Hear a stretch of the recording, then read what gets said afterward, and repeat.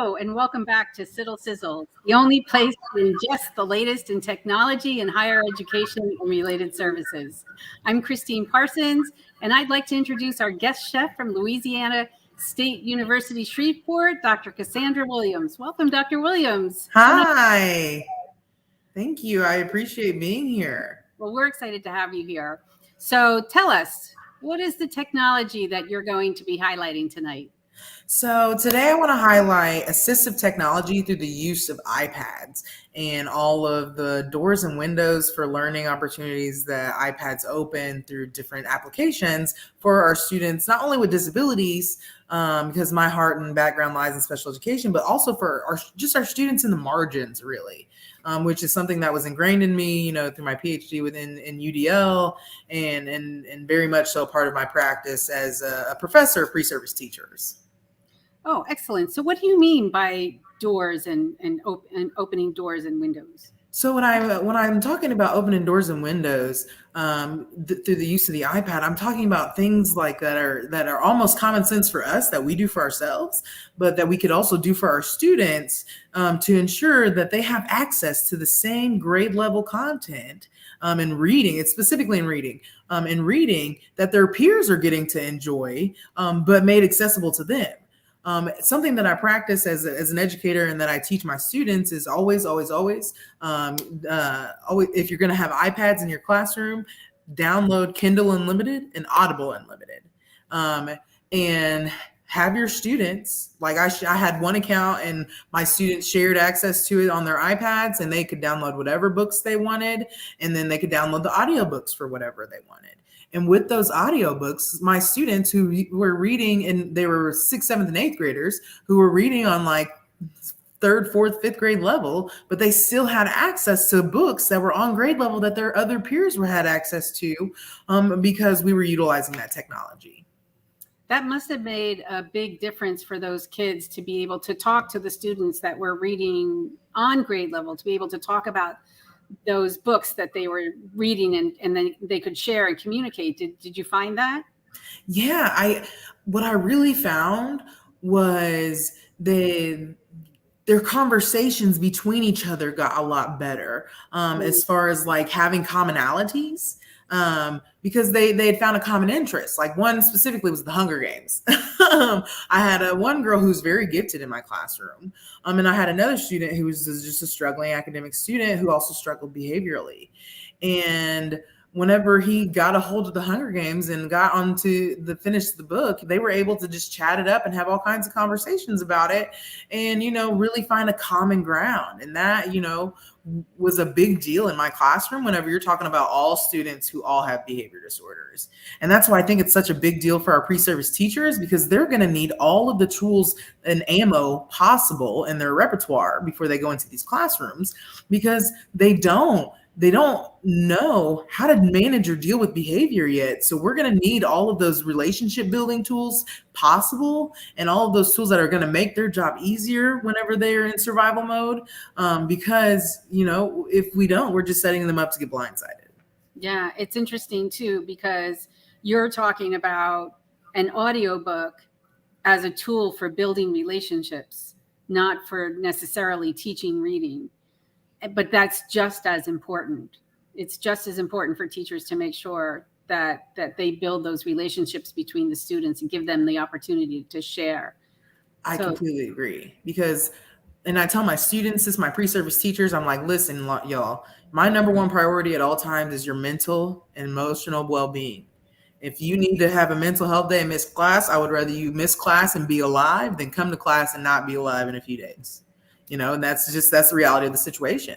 So I put that out there for them so they can be advocates and be open to their students having the same issues and understanding of those issues and care about who they become as people. Because, as a special educator, my job was not to teach you how to master a standardized test. My job was to teach you how to become a contributing member of society, no matter what tools you did or did not have. Excellent. I love that. So what features of the technology enhance the accessibility of the content? Repeat that? I'm sorry. Well, what features of the different technologies enhance the accessibility? So with iPads, you have with headphones and stuff like that, you have the ability to individualize it and to make it, if there's some type of hearing impairment that's not completely obstructive to their hearing, then they can still utilize the headphones and they have access to the sound if they need the audiobook, or if they're reading something without an audiobook and they don't understand a word or they don't know how to pronounce a word, they can click it and the iPad itself will look up that word, give them a definition, give them examples, give them a word used in a sentence. And if they need the word said aloud, it can say the word aloud for them. Which I still use, and I have a whole PhD. So I use it a lot too, especially for spelling, because I'm not the best speller in the world. So I use a lot of those tools myself. What other tools do you use do you incorporate when using iPads? So what I started to see after I left the classroom, but I started using it when I was in the classroom, was an application called Cizzles, and I was able to upload my students' work onto the application Cizzles, like their math assignment. Instead of giving them a worksheet, to make things, more accessible to them, I would just give them their math assignment through Cizzles, and that's where their problems would be. And then if they wanted to work the problems in the app, they could, but if they wanted to do it on a piece of paper, I allowed them to do that as well. Just because I think a big part about a universal design for learning is giving them multiple modes to show you the same information that everybody else is showing you. Yeah, and I'm sure that helped a lot of some students that were gravitating toward the iPad to get their work done. Yeah, it's so very important that we start shifting our students' ideas about iPad more towards an educational use and an educational tool rather than just a break tool, something that we give them to game on and something that we give them that's something to take a break with as a reward. We have to start shifting our thinking to the educational use of these tools. Is there any place that pre-service teachers or our higher education faculty or related services can go to find some of these resources? So if you go to not applications, but like websites like Understood, they have I don't want to say they've done case studies or anything like that, but they have resources, and especially for kids with disabilities. And obviously I know a lot about kids with disabilities because I'm in special ed. So, but those resources, like even if your kid doesn't have a disability, they still could utilize these resources. I mean, let's give them the accommodation without having to ask for it, really. Yeah. And then just Google, and then Apple is really, really great. It has a really great organized education center in their app store for I would say it's for teachers just because of the way they organize everything, especially whenever you just go in and search educational apps or learning management systems. Okay, interesting. So let's make a pit stop and discuss what recipe are you making today? Okay, so today I am making my specialty, which is not very many things, of a peach dump cake. All right, well, let's play the video and then we can talk about it in a minute. Okay. Are you ready? Yep.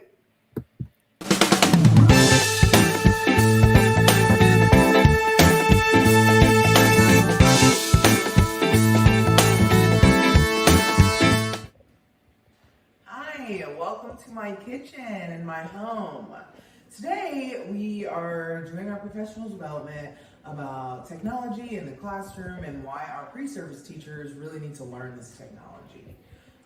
And so for me, technology and stuff, that stuff's always come easy. But what hasn't come easy for me is cooking. And this recipe is going to be a peach dump cake. And I like the peach dump cake idea because it makes cooking accessible, just like this technology will. It makes cooking accessible to even me, the worst of the worst in the kitchen. Okay, so what we need to start with is we need a pot. We need our 3-quart pan. We need 2 big cans of peaches, a can opener, a 1/2 cup measure white cake, some sugar, some cinnamon, and a couple sticks of butter. So what we're gonna do first is open up our cans and pour them in. And so what I look at this as, whenever we are starting out our semesters and opening up our syllabi or our curriculum, and we're deciding, what do we want to dump on our students. And it's so very important that we are setting our pre-service teachers, our students, up for success in the classroom, especially when it comes to working with students with disabilities or even students that are just in the margins, that are just struggling learners, because we're gonna have lots of those too.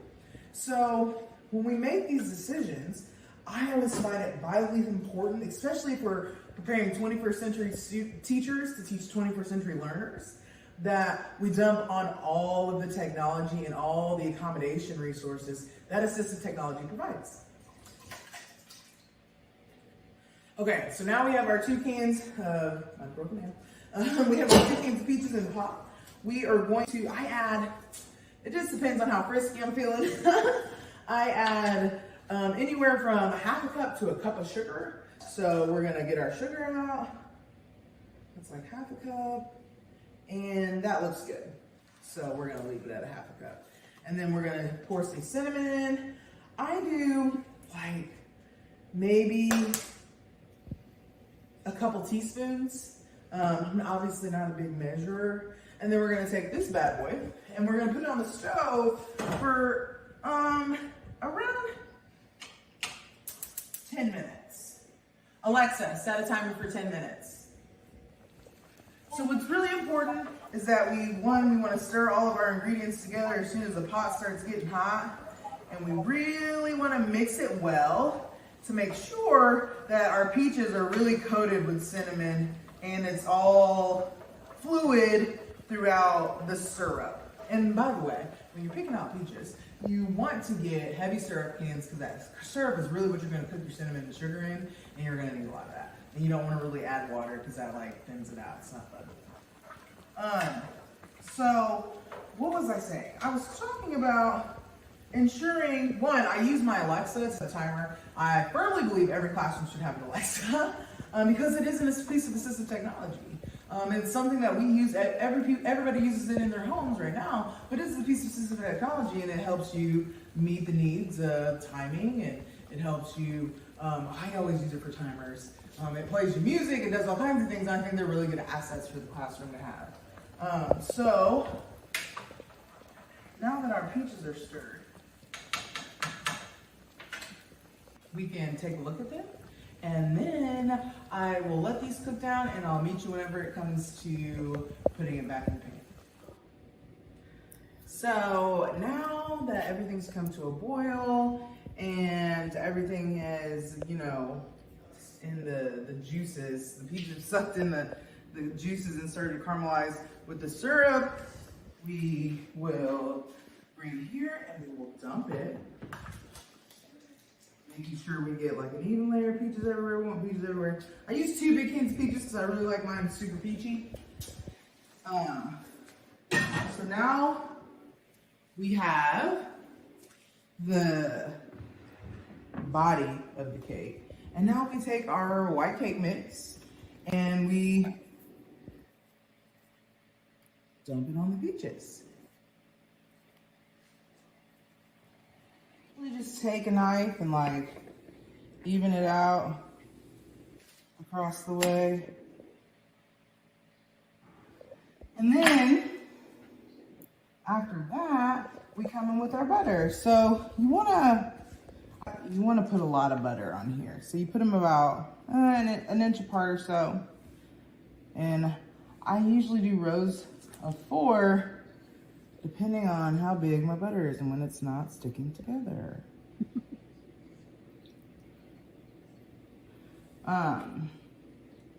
I like to look at the butter as like a student, right? And as we are analyzing that, you know, these being 3 separate objects, like we have our peaches, we have cake, and then we have butter, you know, we have to get through the barrier of the cake to really make it work. So we utilize the butter to do that. And it's just like helping our students overcome barriers, right? We want to use whatever tools are necessary. Now, my big tool is the utilization of the iPad. When I was teaching, I really liked utilizing the iPad as a reading tool because I would utilize Kindle Unlimited and Audible Unlimited through Amazon. And with using them, I would have my students who are reading on a first and second grade level in middle school, but they were able to read books on grade level, like The Hunger Games, etc., because we had audiobooks with it, and they were allowed to follow along. So it was making that information, it was making that text, that material accessible to my students, even the most struggling of readers. And that is really what was always important to me. Like, I understand that we're trying to build up their reading competency, and we have assignments for that, we have lesson plans for that. We will do that. However, we should still be making information, knowledge accessible to our students through the use of assistive technology. So we put our dump cake in the oven that was preheated to 350 degrees for 45 minutes, and this is what we have.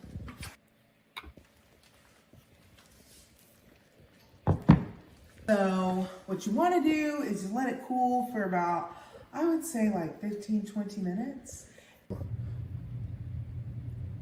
And after waiting our little bit of time and it's cooled off, nice and thick crust has been made.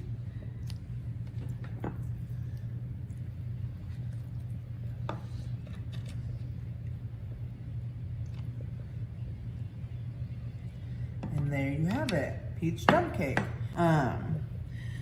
Yeah, I hope you guys enjoyed this delicious cake visual, and I hope you guys are ready to continue talking about how we can improve our pre-service teacher output and outcomes by preparing them with assistive technology such as iPads. That was great. I loved it. That looked so delicious. It was. I have never seen that before. So that, I bet that didn't last long in your house. Not even 48 hours. And did you finally go and get some ice cream? I would need ice cream with that. So turns out my husband was holding out on me and did have like a little pint of ice cream in the fridge. So we did end up having a little bit of ice cream. Oh, but yeah, it was great. That looks so good. I've never seen that before, using cake mix as like the crumble.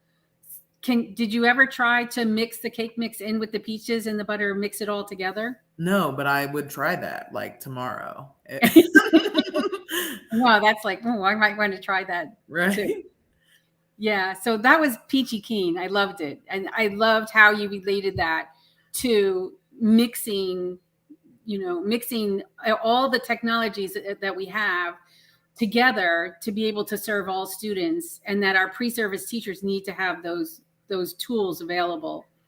I loved what you said, that you're making the knowledge accessible.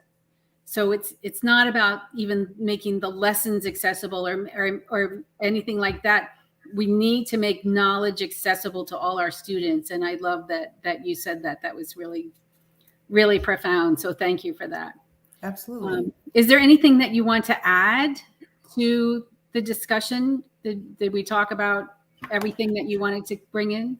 Well, so like I already talked on the getting our teachers to start utilizing iPads for educational purposes, because we do use them a lot as a reward system to play games and to take breaks, and like I respect that. That's cool. You can do that too, but we have to utilize them educationally. But like it's so very important that our pre-service teachers know how to do that, because we're sending them all over the place. Like I teach in a very urban area.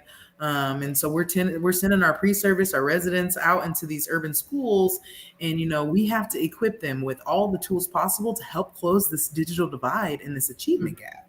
Mm-hmm. And that unless we are preparing our teachers, our pre-service teachers, to be those anchors in these classrooms for these students and to build the relationships necessary and to use technology to help build those relationships, then we're really not preparing them for the realities of these classrooms, and we're doing them a disservice. Agreed. Thank you. So this is a contest, and if you would like to add anything else about why people should vote for you, I can share the CIDDL website, which I encourage everyone to take a look at the website and go and vote for your favorite chef. If you scroll down, you can see our latest blog posts, And you can also see today's Chef Williams, and click on her link to be able to take you to be able to vote for her. And so the idea is that you will be voted on how your recipe relates to the technology. So do you have anything else you want to add for that? My recipe relates to the technology because we're supposed to be dumping technology and assistive technology into our pre-service teachers so they can pour it on their students with thickness and ensure that they are helping put these students in a position to be successful. Well, I think that's perfect, and you should get some high scores for that. You can go to Cizzles and see all the latest in technology that we have available. Check out the latest webinars that we have. We have a webinar coming up at the end of October with a huge panel of experts that looks like it's going to be really great. So don't miss that. And again, you can go to CIDDL.org for more information on the webinars, on Cizzles, and on technology for higher ed faculty and related services. So join us next time. We'll have a new chef that'll be cooking up a storm. And please don't forget to follow us on social media. We're streaming live on Facebook and YouTube. Follow us on Facebook and Twitter. And we hope to see you soon. And my Alexa is going off because you told it to set a timer for 10 minutes. Well, thank you. All right. Have a good night, everybody. Bye.